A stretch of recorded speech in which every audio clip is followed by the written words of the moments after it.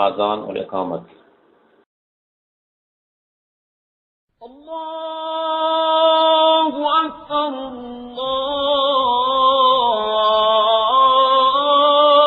آذان اکبر۔ مخصوص کلمات کے ساتھ نماز کے داخل ہونے کے وقت کا اعلان ہے۔ اقامت مخصوص کلمات کے ساتھ نماز کے قائم ہونے کا اعلان ہے۔ اللہ اکبر اللہ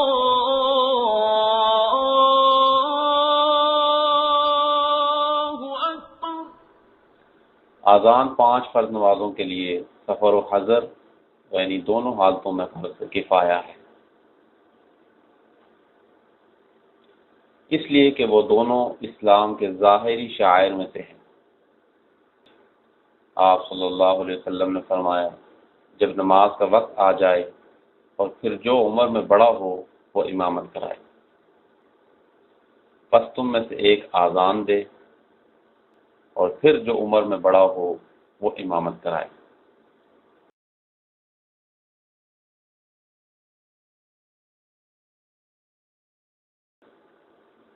آذان اور اقامت۔ آذان اکیلے کے حق میں سنت ہے۔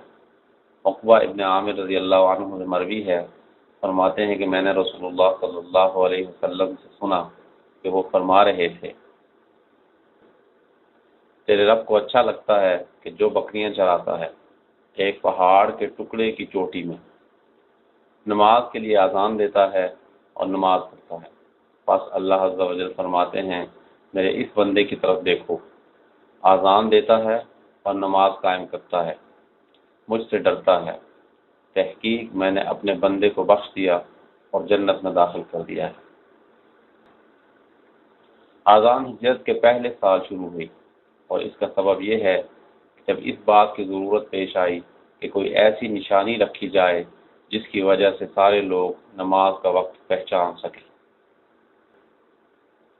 تو مسلمانوں نے آپس میں صلاح مشورہ کیا، تو رات کو عبداللہ ابن زید رضی اللہ عنہ نے خواب میں ایک آدمی کو دیکھا جس نے گھنٹی اٹھائی ہوئی تھی، تو حضرت عبداللہ ابن زید رضی اللہ عنہ نے اس آدمی کو کہا یہ گھنٹی مجھ کو بیچ دے، تو اس آدمی نے کہا آپ اس کا کیا کرو گے؟ تو حضرت عبداللہ رضی اللہ عنہ نے کہا ہم اس کے ذریعے لوگوں کو نماز کی طرف بلائیں گے۔ اس پر اس آدمی نے کہا کہ میں آپ کو اس سے بہتر چیز کی طرف رہنمائی نہ کروں؟ تو حضرت عبداللہ رضی اللہ عنہ نے فرمایا کیوں نہیں، پس اس نے معروف آذان اور اقامت سکھلا دی۔ حضرت عبداللہ رضی اللہ عنہ نے فرمایا جب صبح ہوئی تو میں اللہ کے رسول کے پاس آیا اور جو میں نے دیکھا تھا اس کی خبر دی۔ رسول اللہ صلی اللہ علیہ وسلم نے فرمایا بے شک وہ سچا خواب ہے، اگر اللہ نے چاہا پس بلال کے ساتھ کھڑا ہو جا اور اسے یہ کلمات سکھا دے، بے شک وہ تجھ سے زیادہ بلند آواز والا ہے۔ آپ صلی اللہ علیہ وسلم نے فرمایا نہیں سنتا مؤذن کی آواز کہ کوئی جن اور نہ انسان اور نہ کوئی دوسری چیز مگر وہ اس کے لیے قیامت کے روز گواہی دے گا۔ اور دوسری حدیث میں ہے اگر لوگ آذان اور پہلی صف کی فضیلت کو جان لیں تو پھر وہ انہیں پانے کے لیے آپس میں قرعہ اندازی کیا کریں گے۔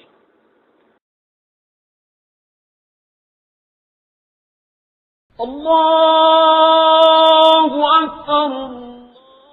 آذان دینے والا مسلمان ہو، مرد ہو اور صاحب عقل ہو۔ آذان کے صحیح ہونے کی شرائط کہ آذان ترتیب کے ساتھ ہو، پے در پے پڑھنے والا ہو، اس کے کلمات کے درمیان زیادہ فاصلہ نہ ہو، اور آذان نماز کے وقت کے داخل ہونے کے وقت میں ہو۔ آذان کی سنت ہے قبلہ کی طرف منہ کرنا اور مؤذن کا ناپاکیوں سے پاک ہونا۔ حی علی الصلاح میں دائیں طرف متوجہ ہونا، حی علی الفلاح میں بائیں طرف متوجہ ہونا۔ مؤذن کا شہادت والی انگلیوں کو اپنے کانوں میں رکھنا۔ مؤذن اچھی اور قوی آواز والا ہونا۔ آذان اور اقامت کا طریقہ کار۔ سب سے پہلے مؤذن یہ کہے اللہ اکبر اللہ اکبر اللہ اکبر اللہ اکبر، پھر یہ کہے اشہد ان لا الہ الا اللہ اشہد ان لا الہ الا اللہ، پھر اشہد ان محمد رسول اللہ اشہد ان محمد رسول اللہ، حی علی الصلاۃ حی علی الصلاۃ حی علی الفلاح حی علی الفلاح، اللہ اکبر اللہ اکبر لا الہ الا اللہ۔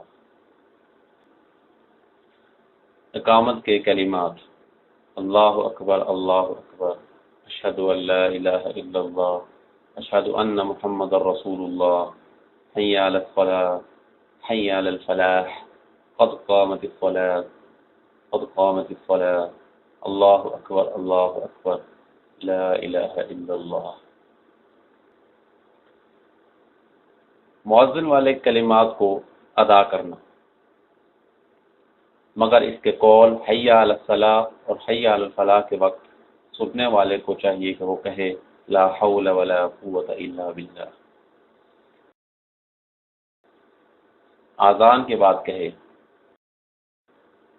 اشہد ان لا الہ الا اللہ وحدہ لا شریک لہ وان محمدا عبدہ ورسولہ رضیت باللہ ربا وبمحمد صلی اللہ علیہ وسلم رسولا وبالاسلام دینا۔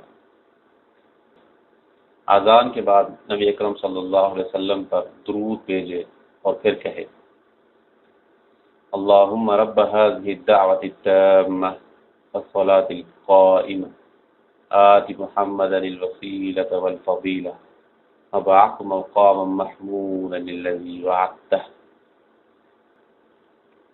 اذان اور اقامت کے درمیان اپنے لیے دعا کریں، کیونکہ دعا اس وقت رد نہیں کی جاتی، اس لیے کہ نبی اکرم صلی اللہ علیہ وسلم نے فرمایا بے شک دعا اذان اور اقامت کے درمیان رد نہیں کی جاتی۔ اذان اور اقامت کے احکام، دو نمازوں کو جمع کرنے کے وقت ایک اذان پر اکتفا کرے، جیسے ظہر اور عصر، اور اقامت ہر نماز کے لیے علیحدہ کہے گا۔ اگر نماز کے لیے اقامت کہی گئی لیکن نماز کو لیٹ شروع کیا گیا تو دوبارہ اقامت کہنے کی ضرورت نہیں۔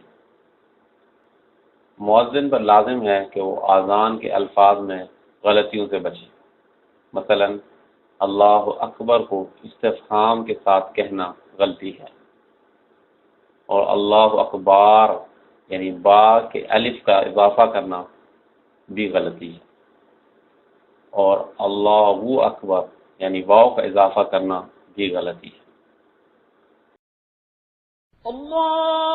جب فرض نماز کھڑی ہو جائے تو پھر نفل پڑھنا جائز نہیں۔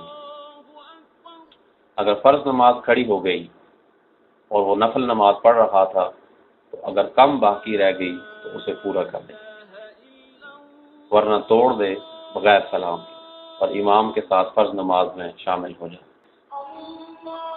اچھے اور برے میں تمیز کرنے والے بچے کی اذان صحیح ہے۔ نیند یا بھول کی وجہ سے فوت شدہ نمازوں کے لیے اذان اور اقامت کہنا نبی اکرم صلی اللہ علیہ وسلم سے ثابت ہے۔ ایک دفعہ صحابہ صبح کی نماز سے سو گئے یہاں تک کہ سورج طلوع ہو گیا، تو آپ صلی اللہ علیہ وسلم نے حضرت بلال رضی اللہ عنہ کو حکم دیا تو انہوں نے اذان دی، پھر انہوں نے وضو کیا اور فجر کی 2 رکعتیں ادا کی، پھر بلال رضی اللہ عنہ کو اقامت کہنے کا حکم دیا اور صحابہ کرام کو صبح کی نماز پڑھائی۔ اگر اذان کے وقت کوئی آدمی مسجد میں ہو تو بغیر کسی عذر کے نماز پڑھے بغیر مسجد سے باہر نہ نکلے۔ حضرت ابو ہریرہ رضی اللہ عنہ فرماتے ہیں کہ رسول اللہ صلی اللہ علیہ وسلم نے ہمیں حکم دیا کہ اگر اذان کے وقت تم مسجد میں ہو تو نماز پڑھے بغیر مسجد سے نہ نکلو۔ شہادتین میں مؤذن کے لیے ضروری ہے کہ پہلے پست آواز میں کہے، پھر ان کو اونچی آواز میں دہرائے، اور یہ سنت سے ثابت ہے۔ مناسب نہیں ہے کہ اذان میں اعراب کی غلطی کرنا اور گانے کی سی سر لگانا جو حروف کی تبدیلی کی طرف لے جائے اور حرکات و سکنات اور کمی اور زیادتی کی طرف لے جائے۔ اذان کے بعد آپ صلی اللہ علیہ وسلم پر بلند آواز کے ساتھ صلاۃ السلام بھیجنا درست نہیں ہے، اور بعض کہتے ہیں قد قامت الصلاۃ کے بعد اقامہ اللہ و ادامہا کہنا بھی درست نہیں ہے۔ فجر کے لیے 2 اذانیں مشروع ہیں، ایک وقت کے داخل ہونے سے پہلے اور دوسری نماز کے وقت کی خبر دینے کے لیے۔ تو پہلی اذان میں مشروع یہ ہے کہ مؤذن کہے الصلاۃ خیر من النوم 2 مرتبہ، کیونکہ حضور صلی اللہ علیہ وسلم نے فرمایا جب آپ فجر کی پہلی اذان دو تو کہو الصلاۃ خیر من النوم۔ فرض نمازوں کے لیے ایک وقت مقرر ہے، اور ان کی ادائیگی نہ اس وقت سے پہلے ٹھیک ہے اور نہ بعد میں جائز ہے، البتہ کسی عذر کی وجہ سے ادائیگی وقت سے پہلے یا بعد میں بھی جائز ہے۔ اللہ تعالیٰ نے فرمایا بے شک نماز مومنوں پر اپنے وقت مقررہ پر فرض کی گئی ہے، یعنی مخصوص اوقات میں۔ فجر کا وقت طلوع فجر سے شروع ہوتا ہے، اور یہ وہ سفید روشنی ہے جو کہ مشرق کی طرف افق میں ہوتی ہے، اور سورج کے طلوع ہونے تک یہ وقت رہتا ہے۔ ظہر کا وقت سورج ڈھلنے سے لے کر اس وقت تک ہوتا ہے جب تک کہ ایک چیز کا سایہ اس کے مثل نہ ہو جائے، اس سائے کے بعد کہ جس پر سورج ڈھلا تھا۔ عصر کا وقت ظہر کے وقت کے ختم ہونے سے لے کر چیز کا سایہ 2 چند ہونے تک ہے۔ مغرب کا وقت سورج کے غروب ہونے سے سرخ لکیر کے غائب ہونے تک، اور یہ وہ سرخ روشنی ہے جو آسمان کے افق میں ہوتی ہے اور سورج کے غروب ہونے تک یہ رہتی ہے۔ عشاء کا وقت مغرب کے وقت کے ختم ہونے سے لے کر آدھی رات تک ہے۔ آپ صلی اللہ علیہ وسلم نے فرمایا عشاء کی نماز کا وقت آدھی رات تک ہے۔